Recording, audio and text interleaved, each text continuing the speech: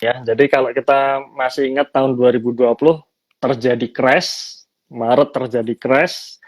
Di sisi lain orang-orang yang masuk saham itu banyak banget itu. Jadi kayaknya uang-uang orang-orang ini pada larinya ke saham. Akhirnya akhir tahun 2020 rebound dan banyak orang kaya baru dari saham ya. Banyak sekali gitu ya. Jadi pas mereka masuk di saat harganya murah, kemudian akhir tahun harga sahamnya naik semua. Mereka yang punya modal gede masukin saham, ya udah tuh jadi orang kaya baru. Kita melihat fenomena seperti itu ya. Cuman beda nih kalau kita para pelaku saham sudah lama ya. Jadi kita sudah misalkan sudah on position di tahun 2019 ya, 2020 harus merasakan portofolio itu turun 50% itu ya. Itu kita harus merasakan sebelum akhirnya kalau kita masih bertahan ya kita akan sebatas rebound saja nih posisi di akhir tahunnya. Nah, itu di sisi market. Kemudian sampai akhirnya tahun 2022 dan 2023 kita merasakan pasar saham itu lesu gitu ya, sepi gitu. Lesu, susah banget nih cari saham-saham yang istilahnya gampang naik itu kan susah itu. Kita merasakan hal seperti itu ya. Nah, cuman bagi kita yang mungkin sudah pelaku market yang sudah lama gitu, itu sebenarnya kejadian tersebut ya hanya siklus tahunan saja ya. Artinya ya itu memang sering terjadi. Suku bunga naik seperti tahun 2015 itu dia crash juga, kemudian akhirnya ketika suku bunga turun itu market 2016 sampai 2018 itu enak banget tuh. Itu rally dan kayaknya 3 tahun tersebut tuh enak banget kita di saham ya, cari cuan itu gampang gitu. Nah, itu di sisi marketnya. Nah, kemudian kita bicara mengenai sisi bisnisnya. Baik kita para investor jangka panjang, ya kebetulan karena channel di investor ini kan kita fokus di investasi jangka panjang. Nah, di jangka panjang maka acuan kita kan di sisi fundamental ya. Jadi kita tidak bicara mengenai teknikal, tapi kita lebih bicara kepada fundamental perusahaan. Nah, saat COVID itu banyak perusahaan ambruk, ya kinerjanya rugi, dari yang tadinya laba menjadi rugi dan sebagainya. Kemudian tahun 2021 masih ada COVID, bahkan lebih parah varian Delta waktu itu ya. Tahun 2022 masih ada varian Omicron di semester 1. Nah, baru benar-benar longgar itu tahun 2023. Jadi bisa dikatakan secara siklus ekonomi pasca pandemi, ini sih seharusnya 2023 ini sudah mulai normal baru gitu ya. Jadi sudah longgar, sudah banyak emiten-emiten yang recover. Ya, tetapi kalau kita melihat ternyata tidak semua bisnis itu sudah recover. Salah satu kalau kita bicara mengenai kondisi masyarakat kita, rata-rata memang orang-orang menengah ke atas itu rata-rata pulihnya lebih cepat dibandingkan orang-orang menengah ke bawah ya. Nah, jadi kalau menengah ke atas itu biasanya dia sudah mapan kerja di perusahaan yang memang sudah bagus dan sebagainya, dia sudah mulai recover lagi, daya belinya pun sudah kembali normal. Maka emiten-emiten yang dia punya basis pelanggan itu orang-orang kaya, bisa dikatakan seperti itu yang orang-orang kaya, dia sudah survive nih gitu. Sekarang sudah bagus, sudah survive, sudah menghasilkan laba, bahkan beberapa di antaranya saya cek laba di tahun 2023 ini sudah melebihi laba sebelum pandemi tahun 2019. Wow. Nah, kalau seperti itu kita tinggal lihat nih, kalau harga sahamnya belum naik seperti tahun 2019, ya itu menarik gitu ya. Udah tinggal beli aja, habis itu kita tunggu. Cuman di sisi lain, emiten-emiten yang dia punya basis pelanggan untuk orang-orang golongan menengah ke bawah, masih belum survive ternyata ya. Jadi kita misalkan katakanlah kita bicara mengenai perbankan aja ya, bank kita lihat salah satunya BTPS yang sempat ramai kemarin ya, yang dimana harga sahamnya turun terus gitu. Nah, kalau kita teliti ternyata memang basis dari bank BTPS ini rata-rata adalah golongan menengah ke bawah ya. Jadi yang belum bankable dan menyasar ke komunitas ibu-ibu biasanya ya, nyasar ke ibu-ibu PKK dan sebagainya, dan ternyata itu belum pulih gitu. Artinya nasabah-nasabah yang dia macet sejak tahun 2020 sampai sekarang belum pulih, akhirnya terus-menerus BTPS melakukan pencadangan ya, atau selalu menambahkan CKPN-nya, dan itu menggerus laba, dan akhirnya market nggak begitu seneng, ya harga sahamnya turun juga gitu ya, harga sahamnya turun. Ya cuman di sisi lain, emiten-emiten seperti itu ya kita lihat lagi ya, apakah akan terjadi seperti itu terus-menerus atau sudah mulai recover, dalam artian nasabah-nasabahnya sudah mulai beres belum nih, kemudian pencadangannya sudah selesai belum nih. Kalau misalkan sudah selesai ya kita tinggal tunggu tahun 2024 harusnya bisa mencetak laba yang lebih tinggi dibandingkan tahun ini. Nah, jadi seperti itu. Jadi kalau kita bicara mengenai pasca COVID tadi ya, emiten-emiten yang basis pelanggannya orang-orang masyarakat golongan menengah ke bawah kayaknya belum recover sampai sekarang. Tapi emiten-emiten yang punya basis pelanggan menengah ke atas itu rata-rata sudah recover, dan bahkan banyak yang kinerjanya sudah di atas tahun 2019, dan itu menarik. Terutama juga sektor-sektor pariwisata ternyata kita lihat recover-nya itu cepat banget ya. Jadi tahun 2023 ini sektor-sektor pariwisata recover-nya cepat banget. Kinerja tahun ini sudah bahkan mencapai all time high-nya. Ya tinggal kita tunggu harga sahamnya menembus all time high gitu kan. Kan secara simpelnya seperti itu sebenarnya.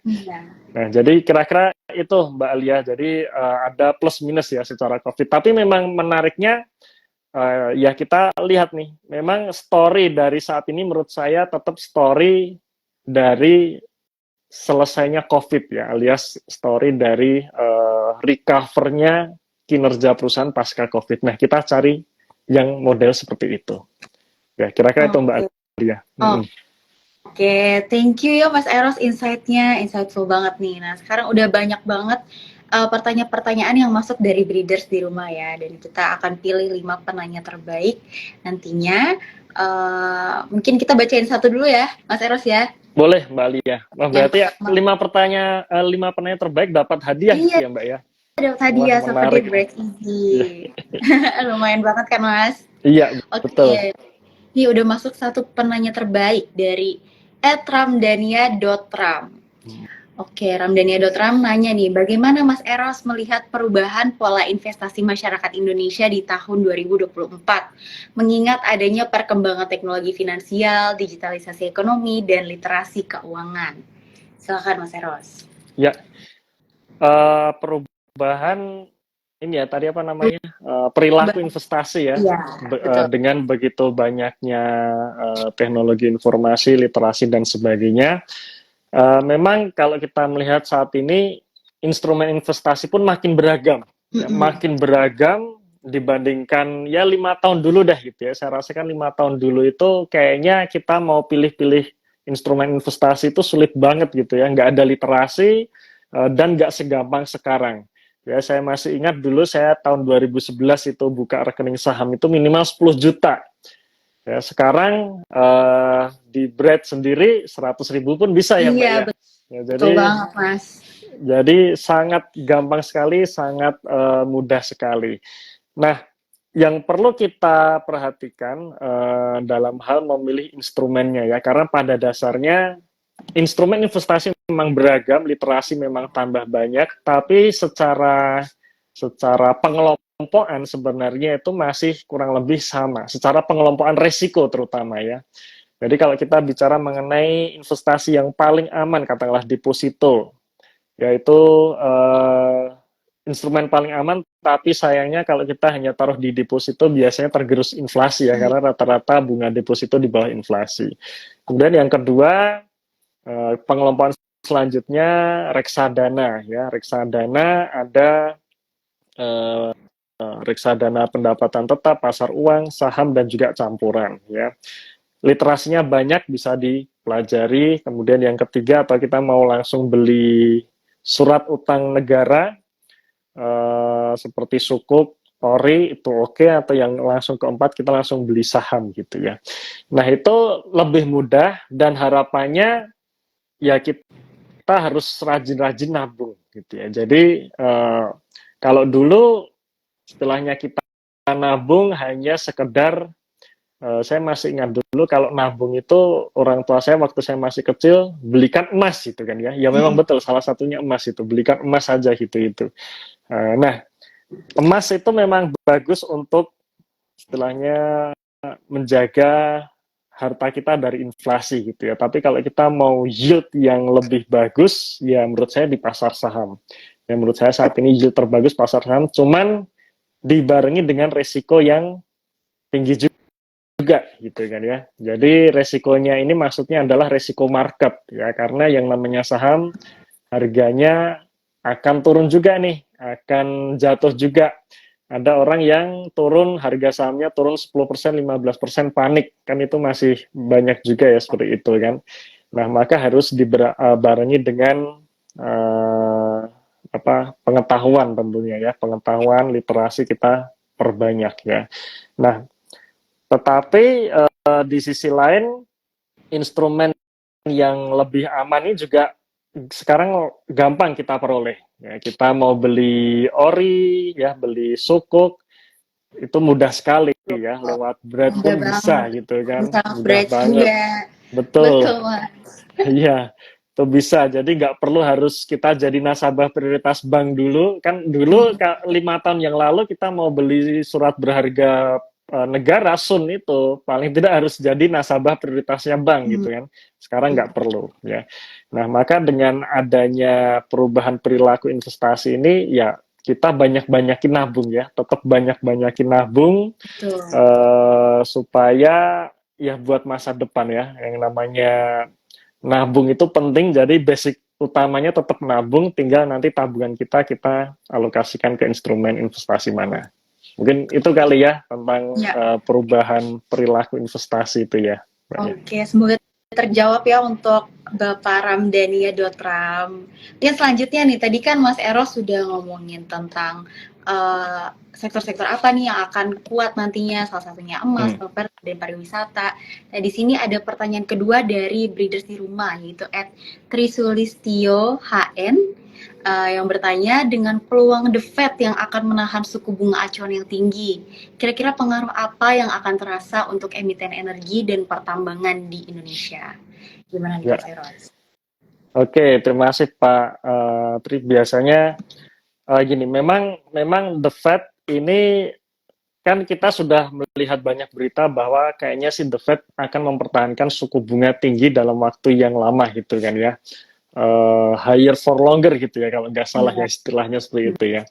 Nah, apakah berpengaruh? Ya pastinya berpengaruh karena yang buat ekonomi jalan itu adalah suku bunga rendah gitu. Cuman kalau suku bunga tinggi ini agak berat. Kenapa? Karena rata-rata ya orang lebih baik nyimpen duitnya ya daripada kita berbisnis resikonya tinggi, kemudian biayanya mahal kan seperti itu. Nah, lalu bagaimana dengan energi sendiri? Energi sendiri kita flashback di tahun 2021 sampai 2022, di situ kita melihat katakanlah batu bara biasanya ya, yang sering-sering kita bicarakan, itu mengalami kenaikan yang sangat signifikan saat suku bunga rendah. Tapi apakah itu pengaruh dari suku bunga? Sebenarnya tidak. Ya. Pengaruhnya adalah di supply and demand. Jadi kalau kita bicara mengenai sektor komoditas, kita bicara mengenai supply and demand.